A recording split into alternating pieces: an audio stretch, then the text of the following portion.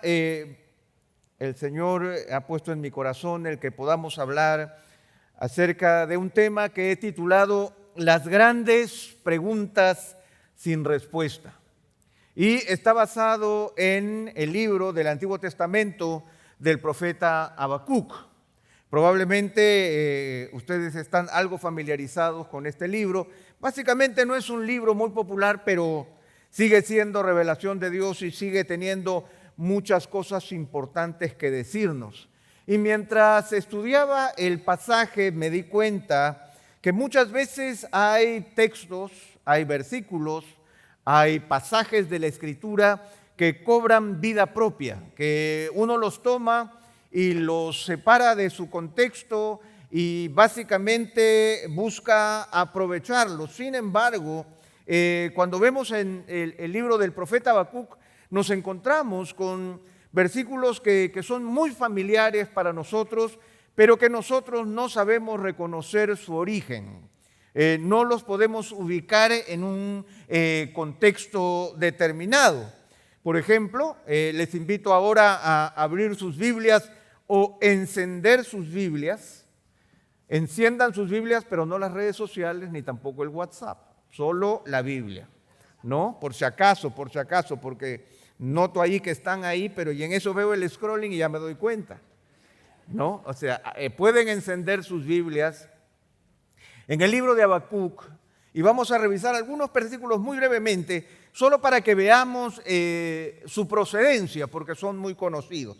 Por ejemplo, el capítulo 2, el verso 14, dice: pues la tierra se llenará del conocimiento de la gloria del Señor, como las aguas cubren el mar.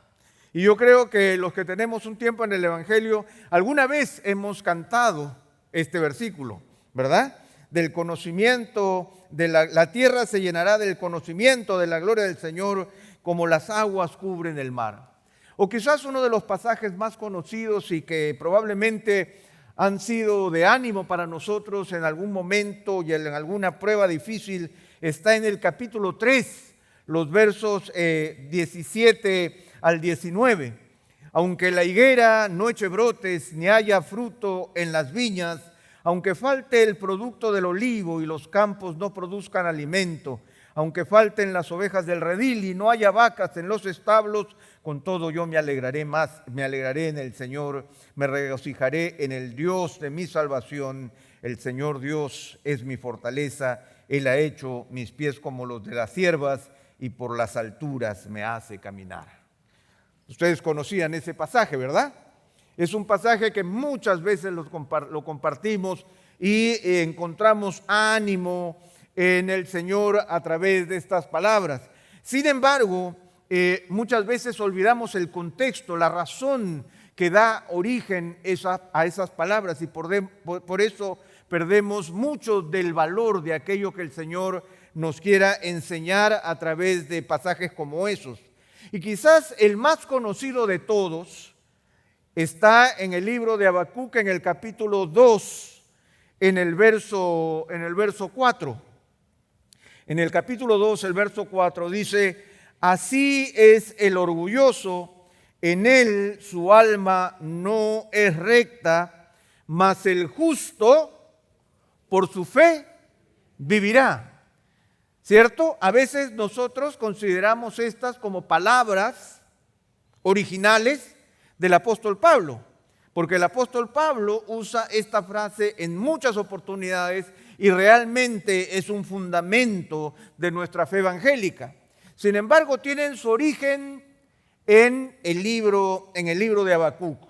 Y por eso, hermanos, a veces es muy importante que nosotros cuando estudiemos las Escrituras no solo tratemos de establecer pequeñas píldoras que nos ayuden en medio de las dificultades de la vida, sino que podamos descubrir que las Escrituras son un enorme tapiz preparado por el Señor a través de más de un milenio para dejarnos de manera completa su revelación, de tal forma que nosotros requerimos en nuestra alma, requerimos como alimento espiritual no solamente tener chispazos de verdades de aquí y por allá, sino que podamos realmente entender el contexto en que esas verdades son presentadas, de tal forma que podamos encontrar el significado dentro del plan de Dios, dentro del carácter de Dios, dentro de la grandeza de nuestro Señor, de aquello que Él quiera decirnos.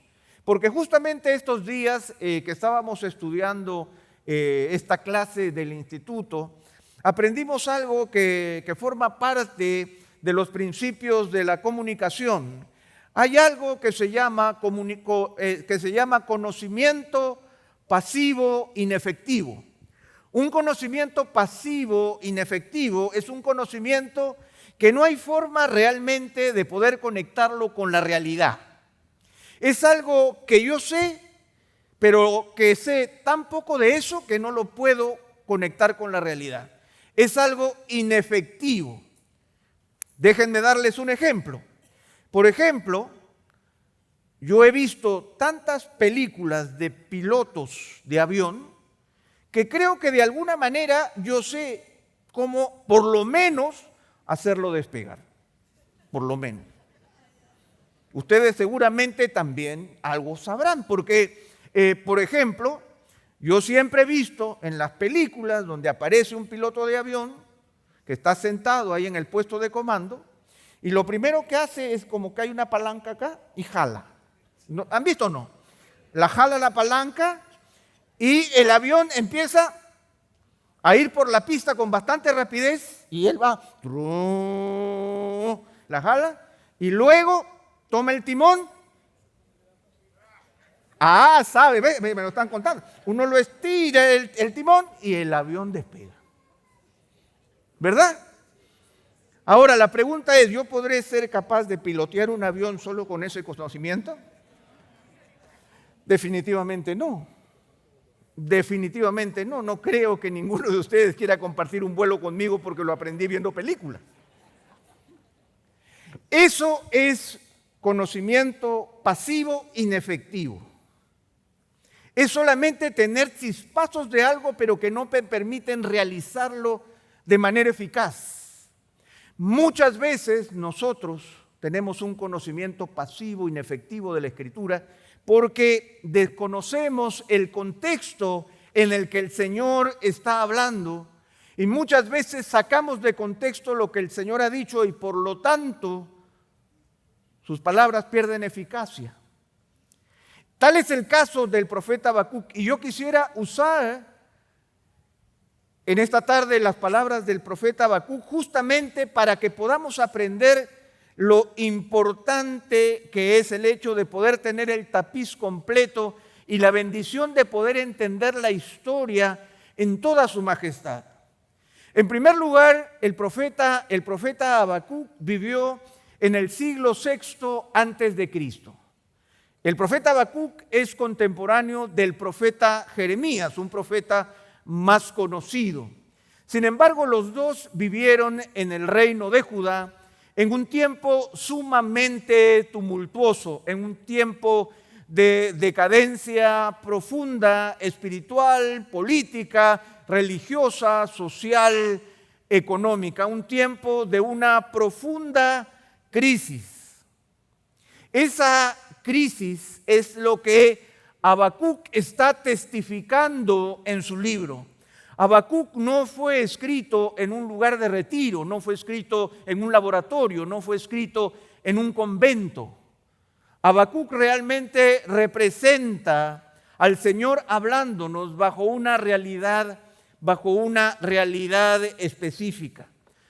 Algunas tradiciones señalan que Habacuc era un levita, pero eso nos es realmente desconocido. Como les he dicho, ellos, tanto Jeremías como Habacuc, predicaron en el reino de Judá.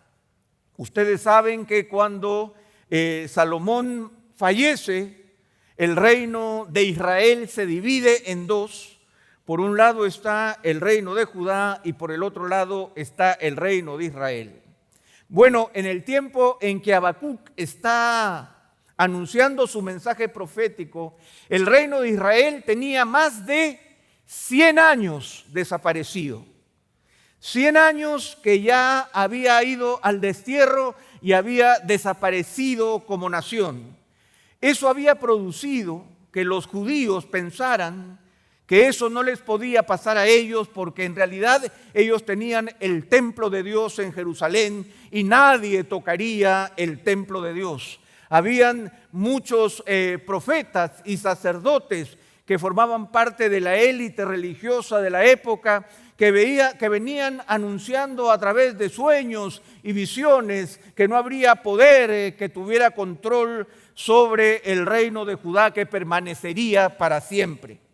Pero ustedes saben que eso era justamente lo opuesto a lo que predicaba el profeta Jeremías, porque estaba llamando al pueblo a que se arrepienta y el pueblo no volvía a su Señor.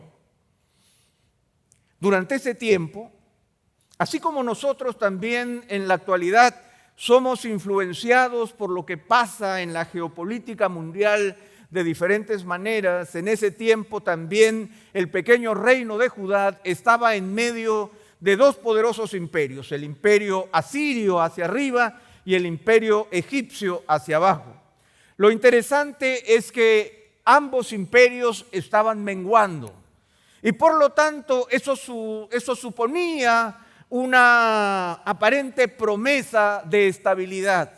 Sin embargo, bajo las sombras, en ese mismo momento estaban surgiendo lo que en el libro de Habacuc señala que son en el 1:6 los caldeos.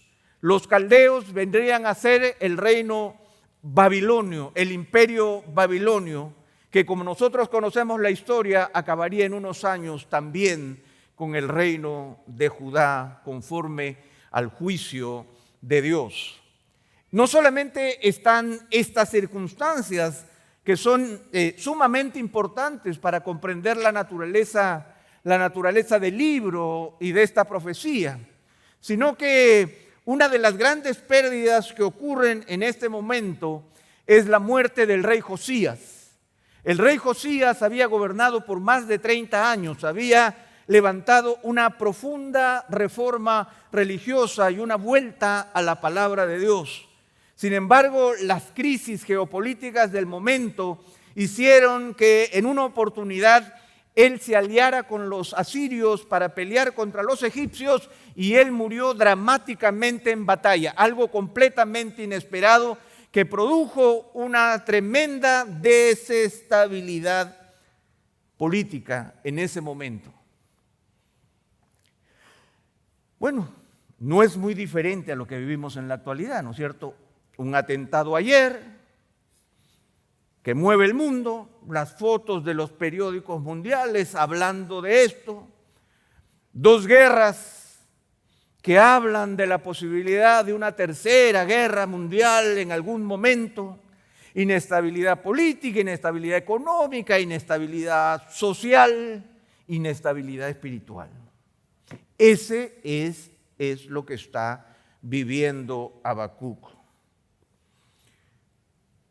Los descendientes de Josías no tuvieron el mismo corazón que su padre y simplemente uno tras otro fueron cayendo en gobiernos realmente cortos que terminaron finalmente con la deportación a Babilonia.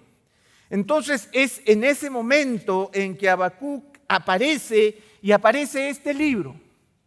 Por eso es que es importante que nosotros reconozcamos el contexto. Habacuc se presenta y la gran diferencia de Habacuc con cualquier otro libro profético es que este libro profético es hacia adentro, no es hacia afuera. Es hacia adentro porque se basa en las preguntas sin respuesta que Habacuc se hacía delante de Dios, producto de que en medio de toda la revelación y de todo lo que sabía y de todo lo que pasaba, él no encontraba respuestas claras para el obrar de Dios en medio de las situaciones que estaba viviendo. Y es por eso que Habacuc se lanza a ponerse delante del altar de Dios y valientemente levanta sus preguntas al Señor. Yo creo que todos nosotros en algún momento de nuestra vida nos preguntamos, Señor, ¿por qué? Señor, ¿por qué? Y esas son las mismas preguntas que Habacuc se hace. Y vamos a mirar algunas de ellas. Empezando el libro empieza con esta pregunta que habla de la falta de ayuda de Dios ante una realidad plagada de violencia y liderada por los malvados. Miren ustedes los primeros 4 versículos del capítulo 1 de Habacuc. Oráculo que tuvo en visión el profeta Habacuc. Y él dice: ¿hasta cuándo, oh Señor, pediré ayuda y no escucharás? ¿Alguna vez hemos orado de esa manera? ¿Alguna vez nos hemos sentido en una situación, en una encrucijada de la vida y le decimos: ¿hasta cuándo, oh Señor? Pediré ayuda y no escucharás. Y sigue diciendo: clamo a ti, violencia. Sin embargo, tú no salvas. ¿Por qué me haces ver la iniquidad y me haces ver la opresión? La destrucción y la violencia están delante de mí. Hay rencillas y surge la discordia. Por eso no se cumple la ley y nunca prevalece la justicia, porque el impío asedia al justo y por eso sale pervertida la justicia. ¿Cuántos de nosotros hemos levantado esas preguntas delante de Dios? ¿Cuántas veces nos hemos preguntado: ¿hasta cuándo, Señor? ¿Hasta cuándo veremos la violencia? ¿Y hasta cuándo aparentemente pareciera que tú nos salvas? ¿Por qué es que tengo que ver delante de mis ojos estos sucesos? Recordemos la crisis que Habacuc estaba viviendo. Sin el contexto nos sería muy difícil entender qué está preguntándose Habacuc. Sin embargo, ahora lo sabemos. Y no solamente eso, sino que de los versos 12 al 14 dice: ¿no eres tú desde la eternidad, oh Señor, Dios mío, Santo mío? ¿No eres tú desde la eternidad, oh Señor, Dios mío, Santo mío? No moriremos, oh Señor, para juicio tú los has puesto, tú, oh roca, lo has establecido para corrección. Muy limpios son tus ojos para mirar el mal y no puedes contemplar la opresión. ¿Por qué miras con agrado a los que proceden pérfidamente y guardas silencio cuando el impío devora? Verso 14. ¿Por qué has hecho a los hombres como los peces del mar, como reptiles que no tienen jefe? Realmente Habacuc está haciéndose preguntas muy sinceras con respecto a la realidad que está viviendo. Y al enfrentarse a esas preguntas que está planteando delante de Dios, nosotros debemos preguntarnos: ¿es que acaso somos nosotros capaces de poder recibir una respuesta delante de Dios? Una respuesta de Dios para nosotros, de tal manera que nosotros podamos reconocer lo que está pasando. Es importante saber que, por ejemplo, Moisés, ya en el Deuteronomio, en el capítulo 29, en el verso 29, él decía que las cosas secretas le pertenecen a Dios. Que hay algo de su grandeza, o hay mucho o muchísimo de su grandeza que queda escondida ante nuestros ojos por nuestra incapacidad de poder observarla. Las cosas secretas le pertenecen a Dios, mas las reveladas son para nosotros y para nuestros hijos, para que las cumplamos. Pero también nos encontramos con Salomón. Salomón, que analiza la vida bajo el sol, y en el capítulo 3, en el verso 16 de Eclesiastés, él dice: aún he visto más bajo el sol, que en el lugar del derecho está la impiedad, y en el lugar de la justicia está la iniquidad. Esa es la realidad de la vida bajo el sol. Esto es entender que vivimos separados de Dios. Así es como se refleja una vida de pecado. Pero también sigue su reflexión Salomón y en el capítulo 4 él dice: entonces yo me volví y observé todas las opresiones que se cometen bajo el sol y vi las lágrimas de los oprimidos y no tenían quien los consolara. En mano de sus opresores estaba el poder y no tenían quien los consolara. Así que felicité, miren ustedes, felicité a los muertos, los que ya murieron, más que a los vivos, los que aún viven.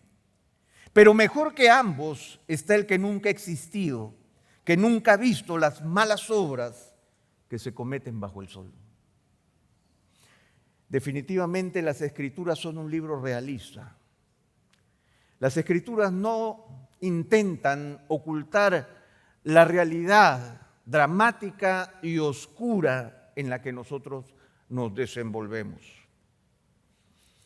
Y volviendo y siguiendo con esa misma reflexión, nosotros nos encontramos, por ejemplo, con Isaías, unos 160 años antes de Habacuc.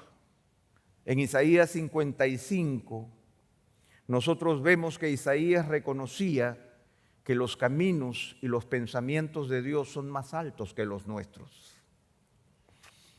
Que definitivamente era imposible seguir al Señor en su soberanía sobre todas las cosas. No debemos olvidar, y si pasamos al Nuevo Testamento, cuando Jesús antes de partir, los apóstoles le preguntan: Señor, ¿restaurarás el reino ya ahora? ¿Cómo es? Cuéntanos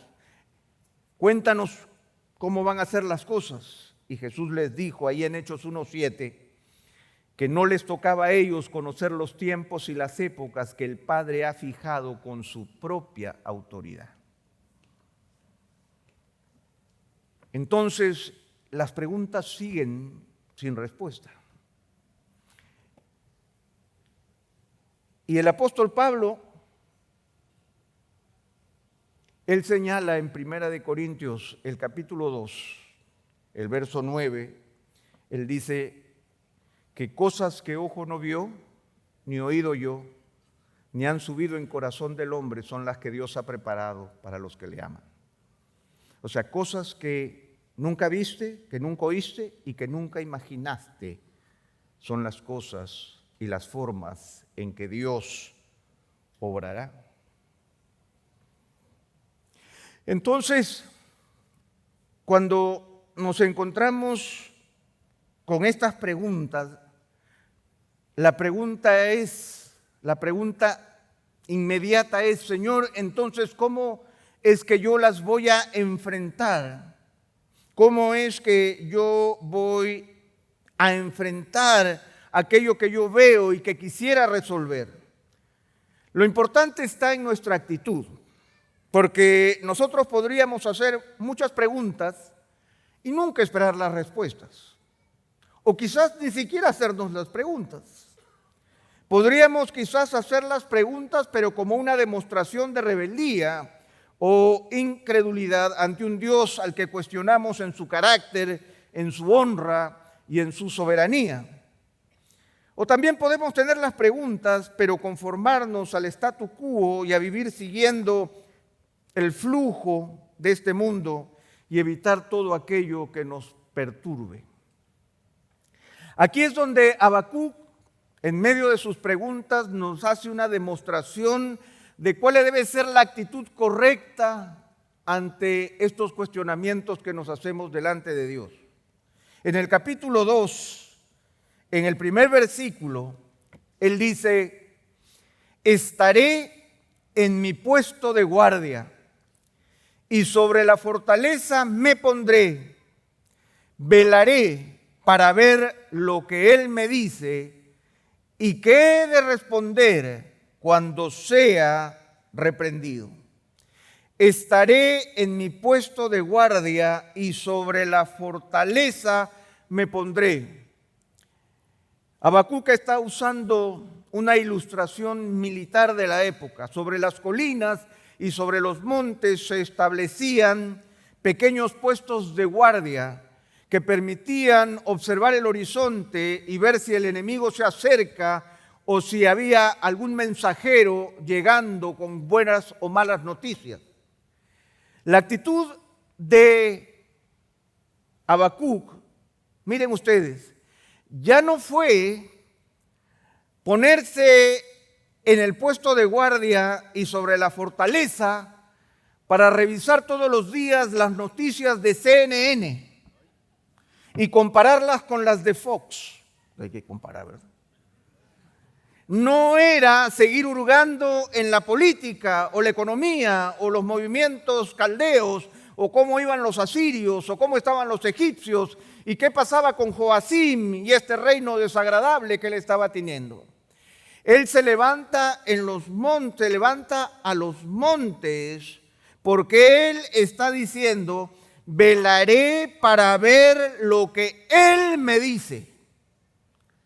Porque nosotros esperamos las respuestas de parte del Señor, no de las circunstancias. Porque nosotros como cristianos creemos en un Dios a quien nosotros reconocemos como el salmista cuando dice: alzaré mis ojos a los montes. ¿De dónde vendrá mi socorro? Mi socorro viene del Señor, que hizo los cielos y la tierra. Esa es nuestra seguridad. Y esa seguridad es la que Habacuc establece: velaré para ver lo que él me dice. Velaré para poder yo escuchar su respuesta.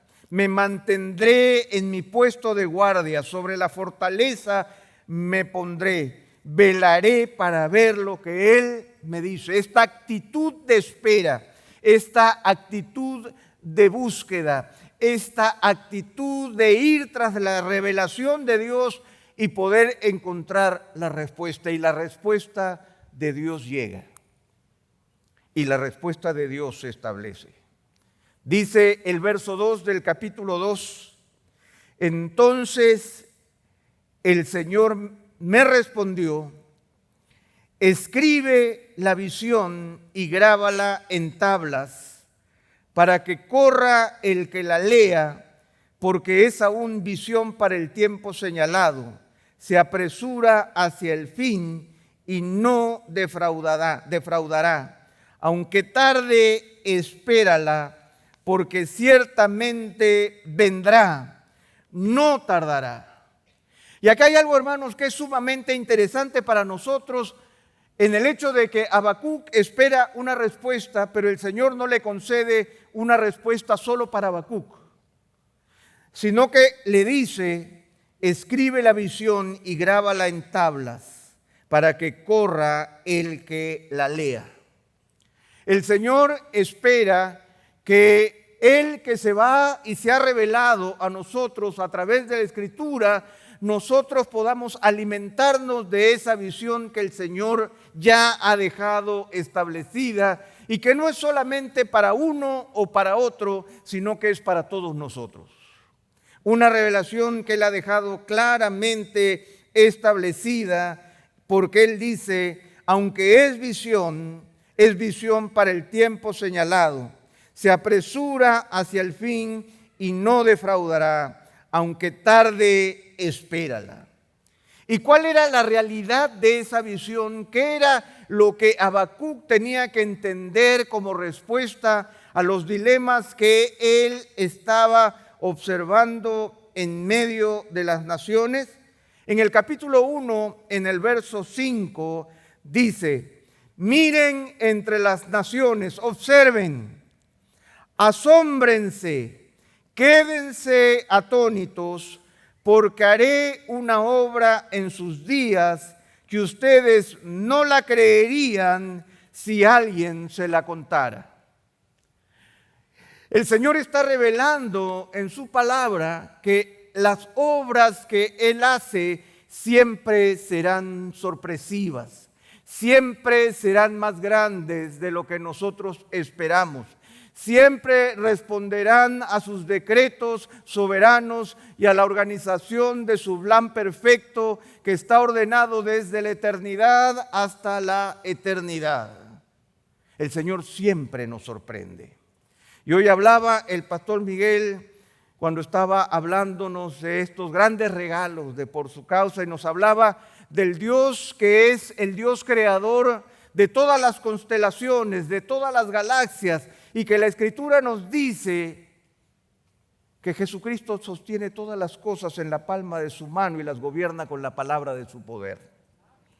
Esa es la seguridad que nosotros tenemos de un Dios que nos sorprende, de un Dios que interviene en medio de las causas difíciles, de un Dios proveedor, de un Dios que nos acompaña en su magnificencia, con su provisión maravillosa, como lo escuchábamos ahora, pero también nos acompaña en medio del dolor y el consuelo que Él puede darnos cuando las cosas no resultan como las esperamos.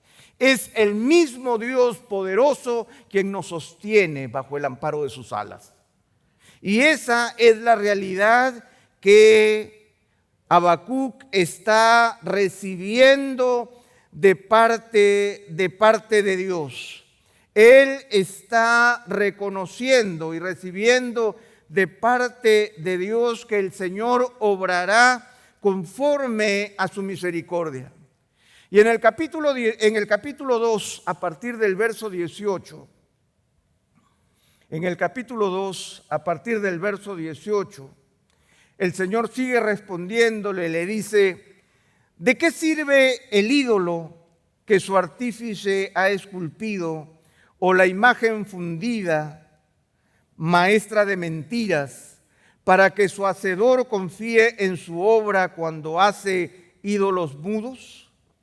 ¡Ay del que dice al madero, despierta! O a la piedra muda, levántate. ¿Será esto tu maestro? Mira que está cubierto de oro y plata y no hay aliento alguno en su interior. Definitivamente nuestro Dios no es un Dios a quien nosotros podamos manejar a nuestro antojo. No es un Dios que nosotros hemos construido para satisfacer nuestros deseos más íntimos. Nuestro Dios no es un amuleto contra la mala suerte. Nuestro Dios no es aquel ser que nosotros hemos puesto delante para que nos gratifique con los dones y los regalos que siempre esperamos. No, eso es un ídolo. Pero el verso 20 dice: pero el Señor está en su santo templo y cae delante de Él toda la tierra. Esa es nuestra seguridad.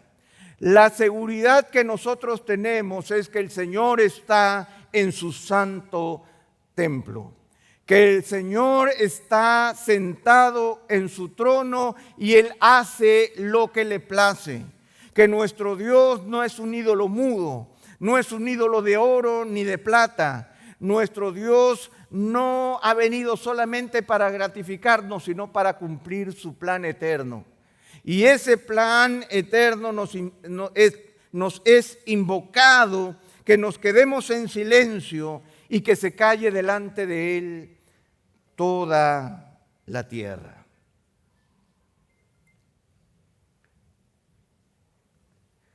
¿Cómo reacciona Habacuc ante estas respuestas? Ante el hecho de que Dios le dice: yo voy a actuar de manera sorpresiva. Yo voy a actuar con los medios que yo he establecido y con los propósitos que yo tengo en mi corazón. Yo no soy un ídolo para someterme a mi hacedor, sino que soy el Dios que está en su santo templo y delante de Él tiene que callar toda la tierra. Dice el capítulo 3, el verso 1, oración del profeta Habacuc en tono de Sigionot. ¿Cuál fue la respuesta de Habacuc? La respuesta fue: levantarse delante del Señor en oración. Pero quiero decirles un secreto que quizás ustedes no lo van a notar directamente si es que no hay una explicación. Porque dice oración del profeta Habacuc en tono de Sigionot. ¿Qué significa esto? Oración del profeta Habacuc en tono de Sigionot. De acuerdo a los estudiosos de la Biblia, Sigionot es un tono de música triunfal, es un canto triunfal, de tal manera que la oración de Habacuc no es una oración pesimista. La oración de Habacuc no es una oración de desánimo. La oración de Habacuc es una oración de victoria, a ritmo de tambores y de trompetas que anuncian la victoria triunfal de Dios por anticipado. Las circunstancias no han cambiado, pero Habacuc ha entendido que el Señor está en su templo, que Él gobierna y que Él es soberano. Y a Él se sujeta. Y por eso Él dice en el verso 2, que es el verso quizás más importante en cuanto al entendimiento que el profeta tiene de la respuesta de Dios, dice: oh Señor, he oído lo que se dice de ti y temí. Aviva, oh Señor, tu obra en medio de los años. En medio de los años, dala a conocer. En la ira, acuérdate de tener compasión. ¿Saben qué está reconociendo en oración Habacuc en este momento? Él, a través de sus preguntas, le estaba preguntando al Señor algo que no le correspondía preguntar. Habacuc estaba equivocado porque él creía que Dios no tenía un plan para las circunstancias que en ese momento estaba viviendo el reino de Judá. Habacuc, con sus preguntas, le estaba diciendo a Dios que quizás Dios se había distraído y que de alguna manera él tenía que cambiar de curso para poder solucionar los problemas que Judá estaba viviendo en ese momento. Y por eso es que Habacuc, en una oración victoriosa, él le dice: oh Señor, he oído lo que se dice de ti y temí.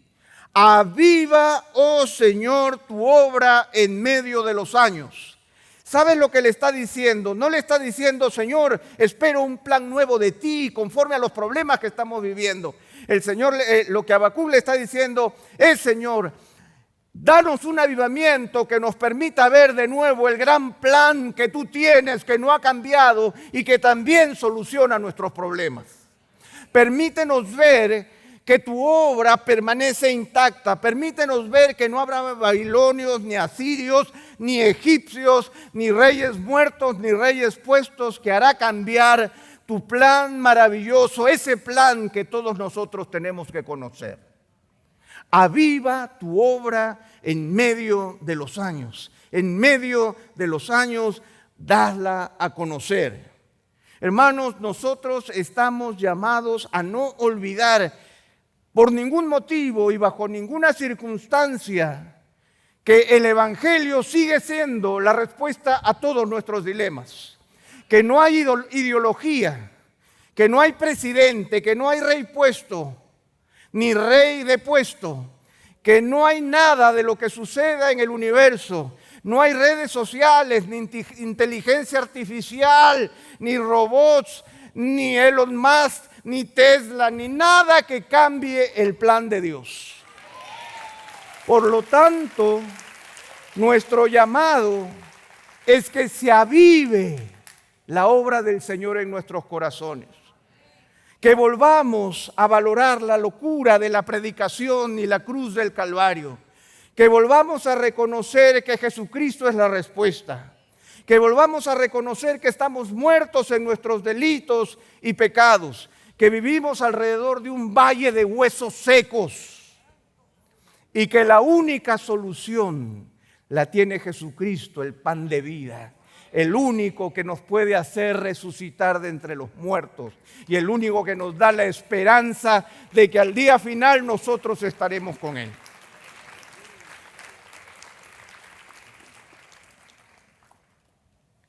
Aviva, oh Señor, tu obra en medio de los años. Luego Él continúa con un cántico poético que quizás para los ojos y los oídos contemporáneos se nos hace muy difícil de entender, porque habla de plagas y habla de terremotos y habla de inundaciones y habla de flechas y habla de mares y habla de caballos, de arcos, de varas. Lo que hace Habacuc es que en el canto que está del verso 3 hasta el verso 12, lo que señala es todos nuestros temores juntos. ¿Cuáles son nuestros temores hoy? ¿Cuáles son nuestros mayores temores? ¿A quién le tememos? Le tememos a impuestos internos. Le tememos al préstamo del banco que todavía no puedo pagar.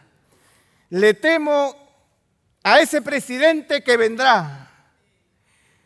Yo me he dado cuenta que ahora ustedes le tienen bastante miedo a la lluvia.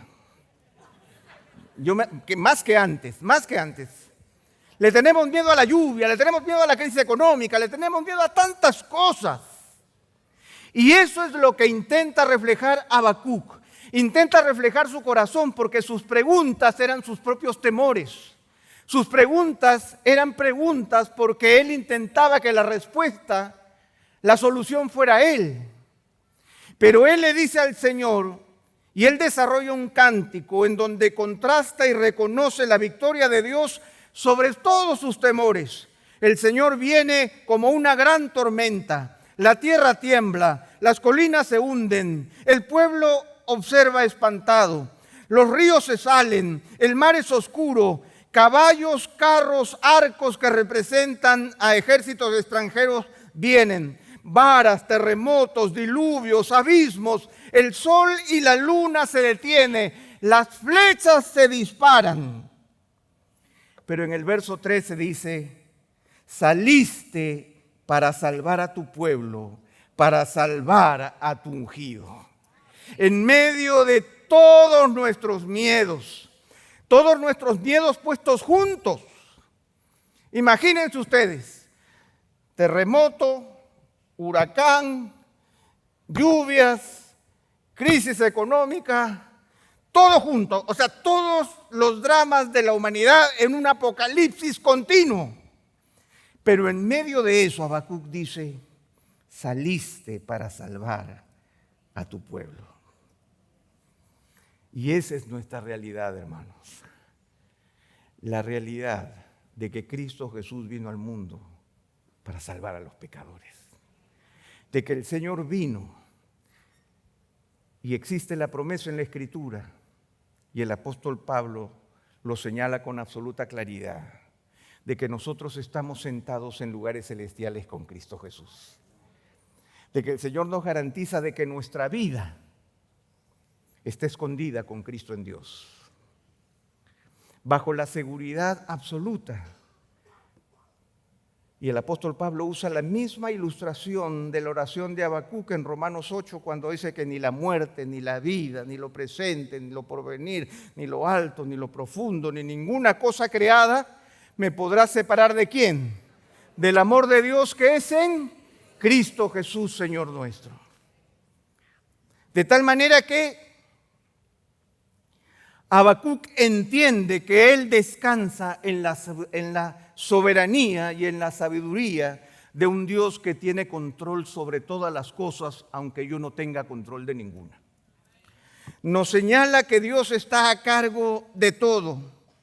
Y por eso, miren ustedes el contexto de aunque la higuera no florezca.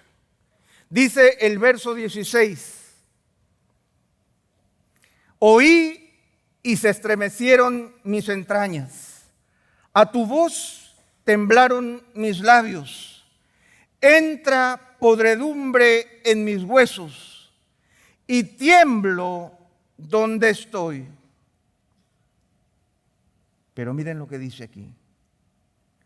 Tranquilo, espero el día de la angustia.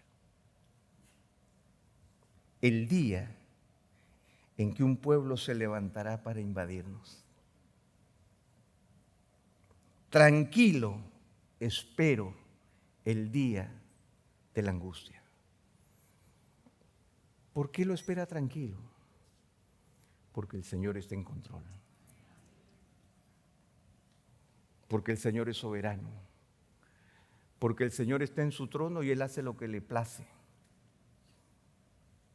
Porque no hay nada que pase en nuestra vida que no pase sin su permiso. Porque no hay circunstancia que al Señor lo sorprenda. Tranquilo, espero el día de la angustia. Por eso Él dice, aunque la higuera no florezca, ni haya fruto en las viñas, aunque falte el producto del olivo y los campos no produzcan alimento, aunque falten las ovejas del redil y no haya vacas en los establos, con todo yo me alegraré ¿en quién? En el Señor. Me regocijaré en el Dios de mi salvación. El Señor Dios es mi fortaleza. ¿Se dan cuenta el cambio de sentido? El hombre que temía las circunstancias, pues las circunstancias no han cambiado, pero ahora sabe que el Señor está en control de las circunstancias. Ahora él sabe que no es protagonista de la historia, pero sabe que el protagonista de la historia lo tiene bajo el amparo de sus alas. Ahora él sabe que puede faltar todo lo maravilloso de la tierra, pero con todo él se va a alegrar en el Señor y se va a regocijar en el Dios de su salvación. Él ha cambiado su orden de prioridades. Pero para terminar, no solamente esa es la realidad, sino que podemos volver a Habacuc 2:4, a ese famoso pasaje que Habacuc dice 600 años antes que el apóstol Pablo. Así es el orgulloso. En él su alma no es recta, mas el justo por su fe vivirá. Ahora, contexto. Habacuc está haciendo, o el Señor está haciendo una comparación entre el orgulloso y el justo. ¿Quién es un orgulloso? ¿Alguien arrogante? ¿Una persona vana? ¿Una persona que tiene exceso de estimación propia? ¿Una persona que tiene un sentimiento de superioridad? Habacuc nos dice, y el Señor nos dice, así es el orgulloso. En él su alma no es recta, mas el justo por su fe vivirá. ¿De qué vivimos nosotros? ¿Por qué vivimos nosotros? Como dice el viejo himno, yo vivo porque Él vive. En mí no hay arrogancia, no puede haber un sentimiento de superioridad, no puede haber vanidad, porque yo sé que dependo absolutamente del Señor para vivir. Yo sé que estoy crucificado juntamente con Cristo y que ya no vivo yo, es Cristo quien vive en mí. Y cuando hacemos esta contraposición, descubrimos que el justo por su fe vivirá, es porque nosotros vivimos en la confianza de que Dios está en control, de que Dios tiene el plan adecuado, de que Dios tiene el universo bajo la palma de su mano, de que el principio y el fin de la historia están controlados por el Señor, que todo lo que sucede en medio, nada está guerreando con el Señor. El Señor tiene control absoluto sobre todas las cosas. Y al final de los días, el Señor secará nuestras lágrimas. El Señor enjugará mis lágrimas. El Señor nos hará sentar en un banquete en las bodas del Cordero, en donde celebraremos, ¿qué celebraremos? La soberanía de Dios y el hecho de que Dios nos ha amado de tal manera que dio a su Hijo unigénito, para que aquellos que creímos en Él no nos perdamos, sino que tengamos vida eterna. ¿Dónde quedan los poderes de este mundo? ¿Dónde quedan los asirios, los babilonios, los egipcios? ¿Dónde está Nabucodonosor? ¿Dónde están los emperadores romanos? ¿Dónde están los presidentes del mundo? Todos se fueron. Jesucristo sigue en su trono. Esa es nuestra esperanza, esa es nuestra seguridad. Y aunque por el resto de nuestra vida tendremos grandes preguntas sin respuesta, lo cierto es que nosotros no dependemos de las respuestas, sino dependemos de un Dios a quien miramos porque sabemos que tiene todas las respuestas. Y a Él nos aferramos y bajo el amparo de sus alas nos sentimos seguros. Así que, al igual que Habacuc, yo quisiera invitarles a que por un momento nosotros también podamos cerrar nuestros ojos y podamos poner delante del Señor nuestros temores. Quizás tú has estado reclamándole tantas cosas al Señor y le has dicho durante mucho tiempo: ¿hasta cuándo, Señor? ¿Hasta cuándo voy a ver esto? ¿Hasta cuándo me sucederá esto? ¿Hasta cuándo pasarán estas cosas? Cuando el Señor nos está diciendo en este momento: el Señor está en su trono, calle delante de Él toda la tierra. Señor, esta es una oportunidad para que nosotros podamos reconocer con humildad